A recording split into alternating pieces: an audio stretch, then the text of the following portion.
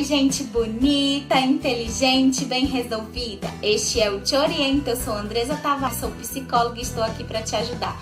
Vem comigo.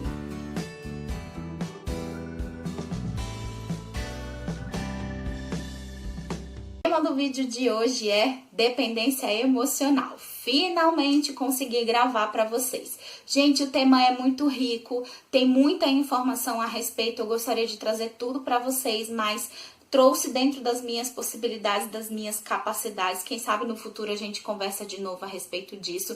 Então já deixa aqui o seu gostei, se inscreve no canal se você não é inscrito. Se você chegou aqui, caiu meio que de paraquedas, muito obrigada pela presença de vocês aqui. Sejam todos muito bem-vindos e apreciem o vídeo de hoje e deixa aí no comentário o que foi que você achou e o que é que você pode acrescentar a respeito desse tema tão badalado. Relações afetivas, os sentimentos amorosos, os sentimentos afetivos, eles utilizam as mesmas vias neurais que as substâncias psicoativas utilizam para levar ao cérebro a questão do sentimento, da sensação de recompensa. Por isso que elas geram no cérebro uma dependência.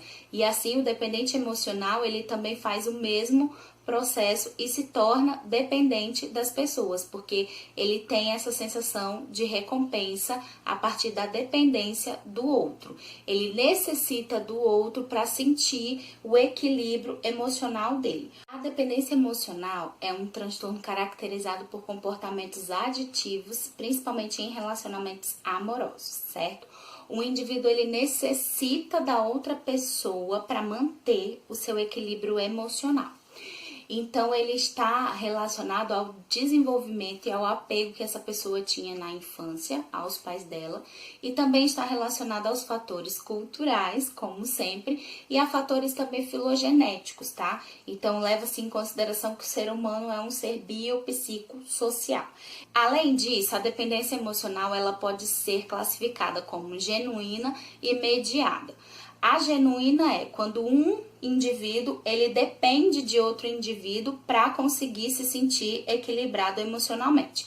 E as mediadas, a mediada é quando o indivíduo depende de uma substância química ou ele convive e depende de outro indivíduo que depende de uma substância química, certo? Mas isso é pano para manga para outro vídeo, certo? A gente vai tratar hoje aqui da dependência genuína, aquela em que o indivíduo depende de outro indivíduo para se sentir equilibrado. Então, numa relação de dependência, existem 4 elementos que são fundamentais: o motivacional, o afetivo, o comportamental e o cognitivo. O motivacional é qual é a motivação que a pessoa tem. Ela estabelece com o outro um vínculo de ajuda, de suporte e aprovação. Então, ela necessita que o outro diga como vai ser, como ela pode fazer, uma orientação para como ela pode fazer e que o outro diga, nossa, você conseguiu, parabéns, estava tudo lindo. Ela, por ela mesma, não consegue fazer isso por si. Então, o afetivo vem a ser a ansiedade que ela desenvolve quando tem que lidar com alguma questão que exija dela independência, que ela haja com independência. Então, isso gera uma ansiedade exacerbada nela. Ela fica com medo repentino de fazer alguma coisa sem a orientação das outras pessoas, sem o apoio das outras pessoas e sem a aprovação das outras pessoas. Já o comportamental, ele vai ser uma tendência a buscar ajuda e submissão nas suas interações, nas suas relações interpessoais. Ele sempre vai estar numa posição, se colocando numa posição inferior ao da outra pessoa. Ah, você consegue, você vai lá e faz. Ah, você me ajuda a fazer porque eu sozinha não consigo. E o cognitivo seria essa percepção que ele tem de que ele é impotente ou ele é incapaz de realizar algo. Geralmente ele consegue fazer isso porque ele vê nos outros muitas qualidades e nele ele só consegue ver muitos defeitos, apesar de ter algumas qualidades, ele não consegue reconhecer. Por quê? Desde pequenininho ele vem escutando que o outro é positivo e ele é negativo. Então isso pode gerar nele o elemento cognitivo na relação de dependência, certo? Em sua maioria, as pessoas dependentes emocionais, elas são descritas como ciumentas, ao mesmo tempo que são submissas, impulsivas, vulneráveis e que não têm uma capacidade de enxergar que uma relação precisa ser dividida e responsabilizada pelos dois.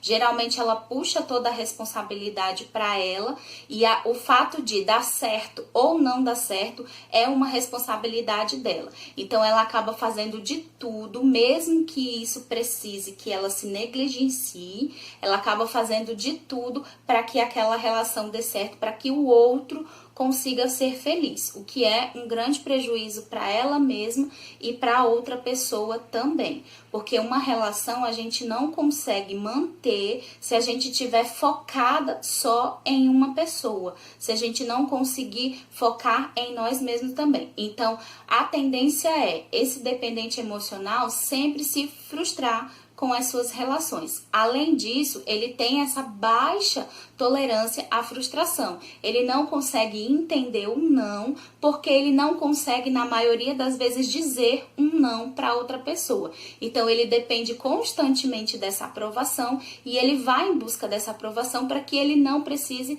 se frustrar. Mas, no final das contas, ele sempre acaba se frustrando. Como nós entendemos, esse transtorno ele é multifatorial e a gente precisa considerar os aspectos neurológicos e os aspectos psicológicos também para entender como se dá essa relação. Então, além de ativar a área de recompensa do cérebro, ele também manda respostas para o seu psicológico de que está tudo bem, você se negligenciar em relação a outra pessoa porque você está se doando.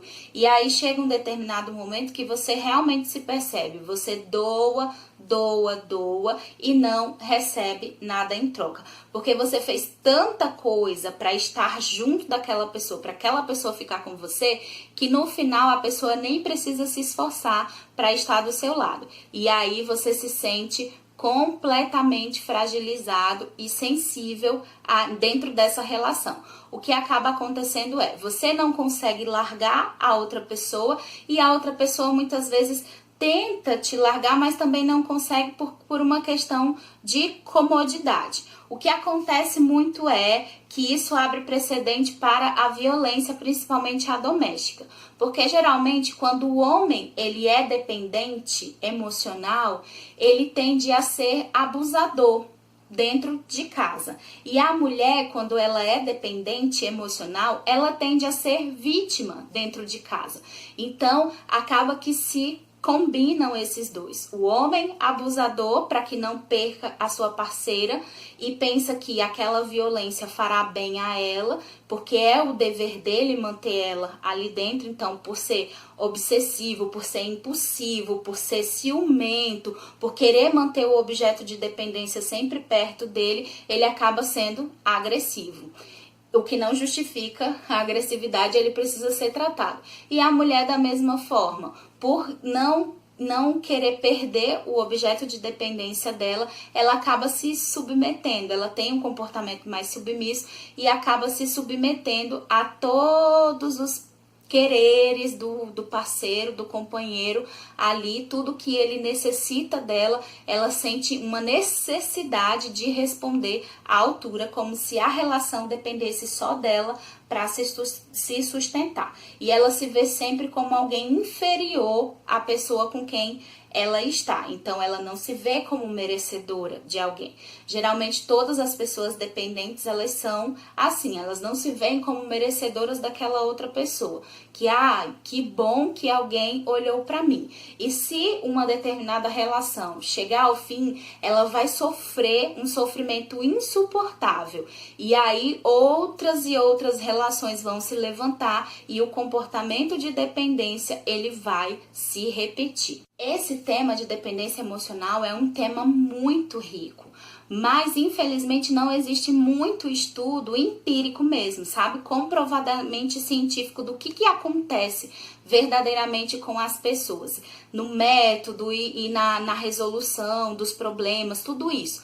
Não existe tanto estudo assim, só que existe muita literatura a esse respeito que traz uma gama de conhecimento.